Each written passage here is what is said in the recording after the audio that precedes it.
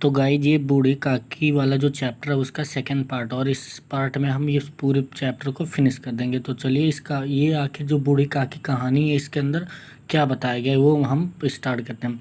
तो बेसिकली इसमें ये बताया गया कि ये एक तरीके से हमारे समाज के जुड़ी हुई चीज़ें होती हैं, और किससे, बूढ़ी जो औरतें एक तरीके से होती हैं। तो हम स्टार्ट करते हैं। तो इसमें बेसिकली बताया गया कि एक बूढ़ी काकी हैं जिनके लाइफ के अगर हम बात करें सारे सुख वगैरह जो भी छिन गए हैं। क्यों? क्योंकि इनके जो पति थे और इनके जो भी एक एक मतलब जितने भी बच्चे थे एक एक करके ये सब इन सब की मृत्यु हो जाती है। तो जिससे क्या होता है, इनका एक भतीजा होता है तो वही उनका क्या होता है, सहारा बनता है। तो अब सहारा वो तभी बनता है जब उनके सामने वो कंडीशन रखता है कि जो बूढ़ी काकी वो अपनी सारी संपत्ति क्या करे, भतीजा अपने नाम करा ले। तभी वो क्या करेगा, इसके बदले में क्या करेगा कि जो भतीजा इसका जिसका नाम था बुद्धिराम, वो क्या करेगा, काकी की सारी संपत्ति लेकर, और उसके बदले में वो पूरी जिंदगी भर जब तक यानी कि बूढ़ी काकी जीवित रहेंगे उनका क्या करेगा, ख्याल रखेगा। और इसी वादे पे क्या करता है, उनकी सारी संपत्ति ले लेता। लेकिन क्या होता, जब संपत्ति अपने नामों करवा लेता कौन, बुद्धिराम यानी कि जो उनका भतीजा था, तो क्या होता, वो उनको भरपेट भोजन भी नहीं देना, मतलब एक तरीके से उसको देना भारी पड़ जाता है। और जिससे क्या होता है कि जब जो बूढ़ी काकी थी उनको जब भूख लगती तो क्या करते थे, भूख लगने पे जैसे एक तरीके से बच्चे और बूढ़े एक तरीके से इनके अंदर समानताएं पाई जाती हैं कि ये जब चीज़ों को नहीं मिलता तो चिड़चिड़ापन एक तरीके से आ जाता है। तो क्या करते, उसी तरीके से जब उनको खाना नहीं मिलता था और भूख लगती थी तो खाना ना मिलने पे क्या करती थी, ज़ोर ज़ोर से रोने लगती थी। और जो बुद्धिराम था, बुद्धिराम जो कि कौन था, बूढ़ी काकी का भतीजा, उन्हीं की पत्नी जिसका नाम था रूपा, वो भी क्या थी, वो भी एक तरीके से उसका जो स्वभाव था वो बहुत ही तीखा था। ठीक है। वो क्या करती थी कि काकी का बच्चों की तरह गला फाड़ फाड़ कर रोना, जो क्या जब खाना काकी को नहीं मिलता तो क्या करते थे, वो रोती रहती थी। तो वो उनको बहुत ही ज़्यादा क्या करता था, परेशान करता था, एक तरीके से खून खौलाने वाली बात, क्रोधित हुआ करती थी क्योंकि काकी ज़ोर ज़ोर से रोने लगती थी। और जब वो उनके बच्चे यानी किसके, रूपा के बच्चे अपनी माँ को देखते कि बूढ़ी काकी के खिलाफ उनका किस तरीके का बर्ताव हो, तो उसी को वो भी फॉलो करते। और क्या करते ये कि ये खाने के लिए रोती हमेशा। तो क्या होता है, इनके जैसे होते ना, जब कुछ उनके समाज के यानी कि आसपास के जो घर वाले लोग लोग थे उनको बूढ़ी काके के खिलाफ ये बात बता दी गई थी कि क्या करती हैं, चीखने चिल्लाने के अलावा इनका और कोई काम नहीं होता, और इनका पेट एक तरीके से इतना बड़ा कि कुछ भी दे दो तो क्या करेंगे, खा डालेंगे, एक तरीके से उसको भस्म कर देंगे। तो ये सारी चीज़ें उसमें बताइए। और उनमें से एक लड़की है किसकी, बुद्धिराम और रूपा की, जिसका नाम है लाडली। तो यहाँ से अब हम पढ़ेंगे थोड़ा लाडली के, जो क्या करता है, जो बूढ़ी काकी के दिल के मतलब उनके प्रति क्या होता है, थोड़ा दया भाव रखती है। और ये क्या होती है, एक छोटी सबसे छोटी लड़की होती है। तो समझ में आया अभी। तो ये जो लाडली होती है वो क्या करती है, जब भी उसको कुछ मिलता था तो वो अपने हिस्से को क्या करती थी, दादी बूढ़ी काकी को एक तरीके से दे देती। तो एक दिन क्या हुआ कि बुद्धिराम का जो बड़ा लड़का था जिसका नाम था मुखराम, तो उसका तिलक का महोत्सव था। तो घरों के अंदर क्या सजावटी का काम रूपा कर रही थी, और बिल्कुल खाना वगैरह सब कुछ बन रहा था, सब कुछ एक तरीके से घर की सजावट वगैरह में सब लोग जुटे पड़े थे, शहनाइयाँ बज रही थी। तो ये सारे काम चल रहे थे, और मेहमानों के आने के बाद में उनके भोजन का प्रबंध वगैरह ये सारी चीज़ें चल रही थी। तो बेसिकली क्या होता कि जैसे घर के अंदर ही लोग जिनके घर की शादी होती तो खाना वगैरह बनता है, तो बेसिकली खाना वगैरह वहाँ पर भी बनता है। तो क्या होता है कि पूड़ी कचौड़ियाँ वगैरह बनती हैं। तो बूढ़ी काकी क्या होती हैं, अपने कमरे के अंदर एक तरीके के रहती हैं। तो क्या होता है कि जब वो पूड़ी कचौड़ी निकलता एक तरीके से बनाया जाता है तो उसकी खुशबू देखकर वो क्या मन में ही मन में मतलब उसको खाने के एक तरीके से लालच बढ़ जाती कि हाँ कि क्या करना है भाई, ये काज मिल जाए तो इसको जी भर के भर पेट खाना खाऊंगी, क्योंकि मिलता नहीं है कभी। तो चलो आज अ, तिलक में तो कम से कम खाने को भरपेट मिल जाए। तो क्या होता है, तो धीरे धीरे क्या होता है कि बूढ़ी काकी उस सुगंध को, ठीक ठीक है, वो कमरे में एक तरीके से रहती हैं तो सुगंध को क्या करती है, नहीं बर्दाश्त ज़्यादा देर तक कर पाती है। और धीरे धीरे वो क्या होता है कि वो जहाँ पर गर्म पूड़ियाँ छन रही थी उसकी तरफ बढ़ती हैं। तो जिससे क्या होता है कि जब वो बढ़ती हैं कढ़ाई की तरफ जाती हैं जहाँ पर वो चीज़ें होती तो रूपा रूपा कौन, यानी कि बुद्धिराम की पत्नी जो थी, तो वो देख लेती, जिसके क्या होता है कि वो एक तरीके से उनके पेट को कोसती, एक तरीके से उनको एक तरीके से ताने मारती है, बिसेड़ी एक तरीके से सुनाती, कठोर वचनों का इस्तेमाल करती है। जिसके सुनकर क्या होती है, बूढ़ी दादी वापस क्या कर चली जाती हैं, अपने कोठरी के अंदर चली जाती है। फिर बाद में क्या होता है, फिर बूढ़ी काकी जो है ये ठान लेती हैं कि अब जब तक उनको बुलाया नहीं आएगा, मतलब कि आओ खा लो, तब तक वो निकलेंगे नहीं।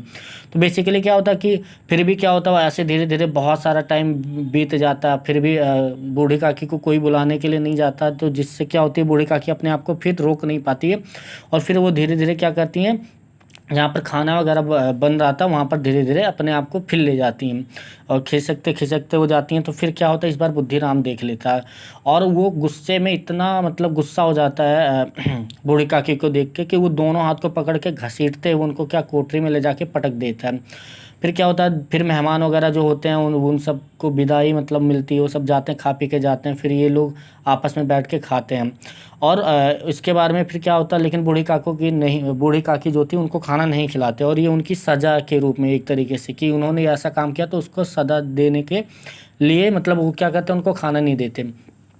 और बूढ़ी काकी क्या होती है, अपने कमरे में बैठी होती हैं, जिससे क्या होता है, वो भूख के मारे एक तरीके से उनकी हालत ख़राब होती है। तो बेसिकली क्या होता है, जो लाडली थी, जिनको क्या जो मतलब बूढ़ी काकी के प्रति दया भाव रखती थी, उसको जो अपने हिस्से की पूड़ी मिलती है एक तरीके से, वो क्या करती है, वो उस पूड़ी को नहीं खाती है, और उस पूड़ी को क्या करती है, रख लेती है एक तरीके से। और क्या होता है, रात का समय होता है, जब सब सो जाते हैं, तो वो बूढ़ी काकी के रूम में जाती है, और क्या करती है, वो जो अपने हिस्से की पूड़ी थी उसको देने के लिए, ठीक है, उसको ले जाती है और देती है। अब बूढ़ी काकी को बेसिकली ये नहीं पता होता कि ये लाडली अपने हिस्से की आती है, लेकिन वो फिर भी बताती कि मैं इस तरीके से अपने हिस्से से लाई। अब बूढ़ी काकी को इतनी भूख लगी थी कि वो बच्चे की परवाह किए बिना, उसके पेट की परवाह किए बिना खुद सारा क्या कर जाती हैं, सब कुछ खा जाती हैं। उसके बाद में बेसिकली क्या होता है, फिर भी बूढ़ी काकी बोलती हैं लाडली से कि आप जाओ और थोड़ा और क्या करके पूड़ी वगैरह ले आओ, बट वो माँ के डर के कारण से उधर नहीं जाती है। तो बेसिकली फिर लाडली से बूढ़ी काकी कहती है कि मुझे उस जगह पे ले चलो जहाँ मेहमानों ने खाना खाया। तो वो उस जगह पे ले जाती है, और उस जगह पे बेसिकली ये होता है कि वहाँ पर जो लोग जैसे खाना खाने के बाद में क्या होता है, फेंक देते एक तरीके से, तो थाली में बेसिकली कुछ ना कुछ एक तरीके से रह जाता है। तो वो काकी इतनी ज़्यादा भूख से व्याकुल थी कि वो क्या करती थी कि जिनके थाली में कुछ भी बचा था, जो मेहमान फेंक के गए, तो उसको क्या एक तरीके से उसको खाने लगती हैं, चाटने लगती है। तो इस तरीके की आवाज़ सुन के जो क्या होता है, उसकी जो पत्नी होती है रूपा जग जाती है, और जब इसको देखती है लाडली उसके पास नहीं है, तो एक तरीके से डर जाती है, और फिर वो क्या करती है, उसके ढूंढने के लिए एक तरीके से निकलती है घर के अंदर। फिर देखती है कि लाडली और बूढ़ी काकी माँ जो बूढ़ी काकी है वो एक जगह पे हैं। तो क्या होता है कि फिर बेसिकली वहाँ पर जब जाके देखती है, तो एक तरीके से बहुत ही आश्चर्यचकित हो जाती है। क्यों? क्योंकि वहाँ पर क्या होता है, बूढ़ी काकी क्या करती हैं, थाली जो कि मेहमान फेंक के गए थे उसको चाट कर क्या कर रहे थे, अपना एक तरीके से पेट पाल रही थी, एक तरीके से उसको खा के अपनी आत्मा को तृप्त कर रही थी। देन आगे ये होता कि फिर वो जब उनको देखती इस तरीके से खाता हुआ देख के, तो बहुत ही शर्मिंदगी महसूस करती है, और सोचती है कि भगवान मुझे कभी माफ़ नहीं करेगा। फिर क्या होता है कि उसको अपनी गलती का एहसास होता है, फिर वो जाती है खाने के अंदर थाली में थाली लेकर जाती है, और पूरा खाना भर के लेकर आती है, और बूढ़ी काकी को बुला के उनको खिलाती है। और वो खुद बोलते कि हाँ कि मेरे से गलती हुई, अब ऐसी गलती कभी नहीं होगी, जिसके कारण बूढ़ी काकी का आत्मा तृप्त होता खाकर, और वो उनको एक तरीके से आशीर्वाद एक तरीके से देती हैं।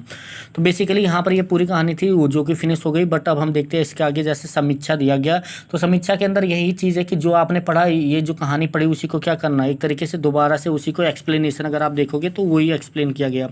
इसके बाद अगर हम देखेंगे, ये जो हेडिंग है पात्र योजना और चरित्र। पात्र योजना का मतलब क्या होता है कि इसके अंदर कितने कैरेक्टर थे। तो बेसिकली देखा जाए, बूढ़ी काकी, बुद्धिराम जो कि उसका भतीजा था, उसकी पत्नी रूपा और लाडली। बेसिकली इन्हीं 4 लोगों के बारे में क्या करना, वन बाय वन थोड़ा थोड़ा चीज़ों को क्या करना, एक्सप्लेनेशन आपको करते रहना। फिर अगर हम नेक्स्ट अगर हम देखें, तो यहाँ पर वही सारी चीज़ें सबके कैरेक्टर के बारे में लिखा गया, 4 लोगों के बारे में। उसके बाद में अगर हम देखें, तो अगली जो हेडिंग हमारा है भाषा शिल्प। भाषा शिल्प के अंदर बेसिकली ये लिखा गया कि किस तरीके की भाषा का इस्तेमाल किया प्रेमचंद जी ने, यानी कि ये जो कहानी लिखा है, तो इसमें आप बेसिकली कुछ भी एक तरीके से लिख सकते हैं कि आप मिश्रित वाक्यों का, सरल वाक्यों का, इस तरीके के कुछ शब्द लिखकर आप बेसिकली डिस्क्राइब कर सकते हैं।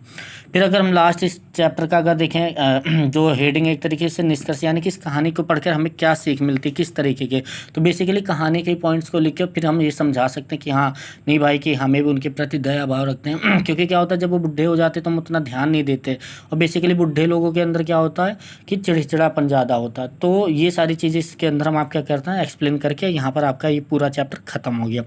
और अगर आप चाहते हो कि इसी तरीके से कि आपको हर चैप्टर की वीडियो मिले तो आप प्लीज़ लाइक शेयर और कमेंट ज़रूर करें, जिससे मैं भी मोटिवेट होकर आप सभी बच्चों के लिए क्या कर सकूँ, वीडियो इस तरीके से बना सकूँ। Thank you.